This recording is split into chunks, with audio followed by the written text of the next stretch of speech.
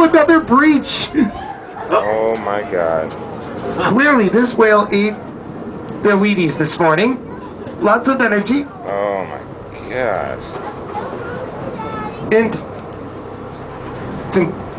breaches are common, but frustratingly random. I'll talk about breaching in a moment.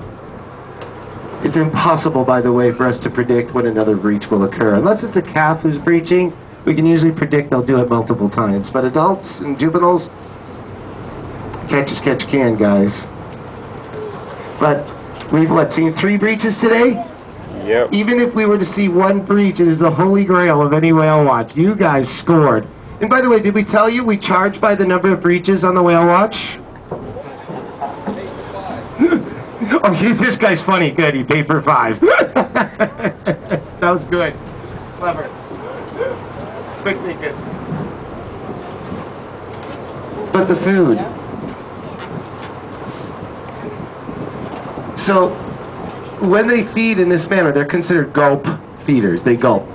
Eating and what they do is they'll get all that fish and those tons of water in their mouth at the same time, and they don't want to swallow salt water any more than you or I. So what they'll do is they'll kind of close their mouth a little bit. They'll use their tongue to push all the fish and all the water up against this baleen.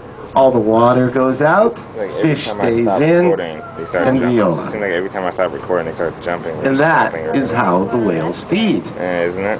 But they feed quite a bit, a ton and a half of food per day. Now, why are they gorging themselves in such a manner? Because they're large. Well, you know what? There's no food here in Hawaii for the whales to eat. Really? You think they're as large as they are? They'd have big stomachs and even bigger appetites? Oh, they do. But there's no water, there's no food here for the whales to eat. So what they're doing in Alaska is building up a blubber layer 10 inches thick. And it's that blubber, stored energy, that will sustain them during their migrations here, their time spent here, and on the way back home. But interestingly, the calf wasn't born in Alaska to fatten up. The calf was born here. So the calf needs to eat, and just like us, we're mammals, mom does need to nurse the calf. So here's some fun numbers. Mom is producing between 80 and 100 gallons of milk daily for her calf. Now this milk, it's not the whole milk, 2% low fat we buy at the store, put on our cornflakes in the morning. Straight up. This milk is 40 to 50% milk fat. Wow. So thick, it's like the consistency of a yogurt or a cottage cheese. And when the calf eats this milk, I don't even say drinking it, it's so thick the calf eats it. The calf is gaining over 100 pounds a day. Wow. Now, if we like to use fuzzy math, I like fuzzy math. Just take a peek at my checkbook. The calf is gaining 5 pounds an hour. So during this whale watch, that calf will gain 10 pounds.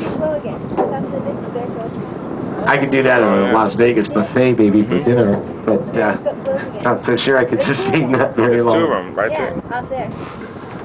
They're out there. They're blowing again. Now, another gentleman also asked us, in terms of the feeding, how does the calf do it? How does the calf suckle? Well, it's kind of a combination of things. In a water like this, it makes it kind of interesting. The whale, all whales have all of their external parts internalized, so to reduce drag while swimming through the water.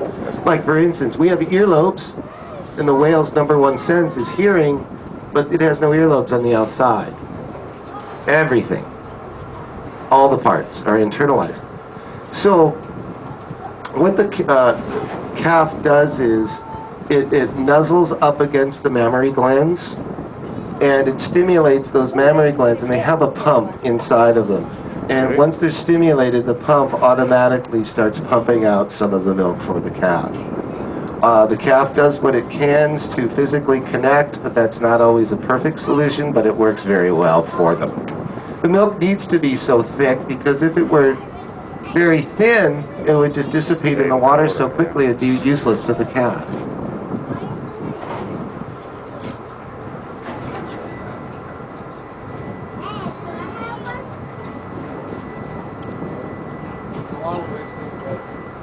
Okay, so the gestation period is 11 and a half months.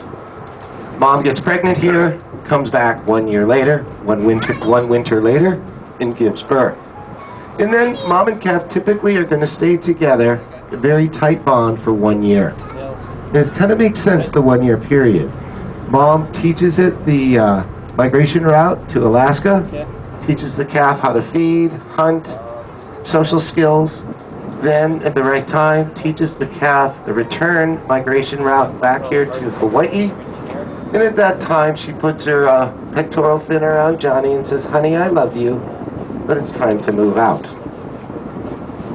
And from that point, the two will separate. If they see each other again, it's by circumstance rather than by design. Are they in a group? Are they in a pod? Do they swim together? The answer is yes and no. Humpback whales are highly social. Oh my. They get together, have parties,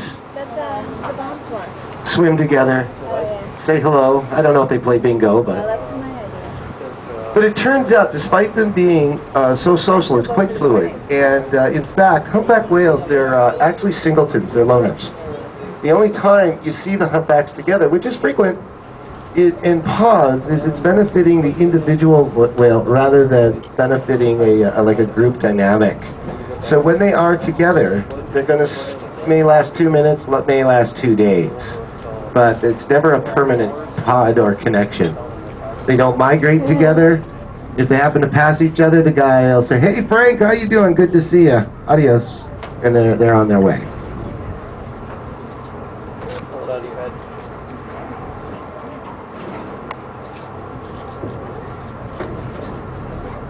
Like what?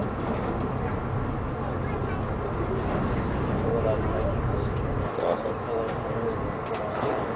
Do they have recognition with Be Their Baby or not? Absolutely. Now, how they're recognizing that the calf is theirs is anybody's guess. They have very good eyesight, just like we can recognize our own children. And moms can easily identify identical twins, who's who. Just the nature of, but how the whales do it, I'm sure they use a combination of things as we do. Yeah, oh yeah, they so know who. Oh, even after they separate? No, we have no evidence of that. The analogy I like to use is we all have seen dogs and have a litter of puppies. 2 years later, or whatever, the owners will get together and bring all the dogs together. Do they exhibit any recognition or care? There you are.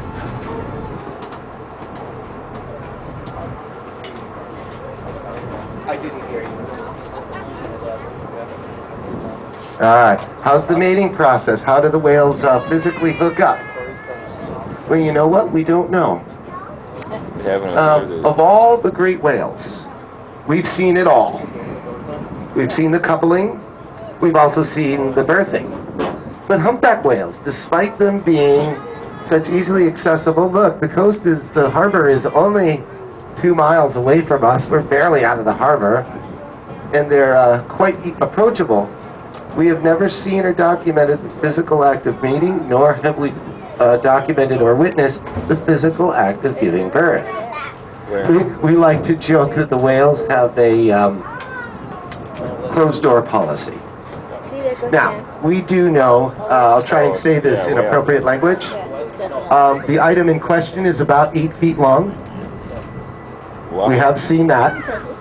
And it's got its own muscle control, and just like we can move our arm around, the whale can move it around. Wow.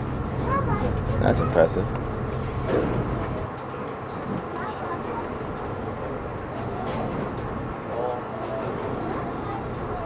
What a life. Eating, swimming, making babies.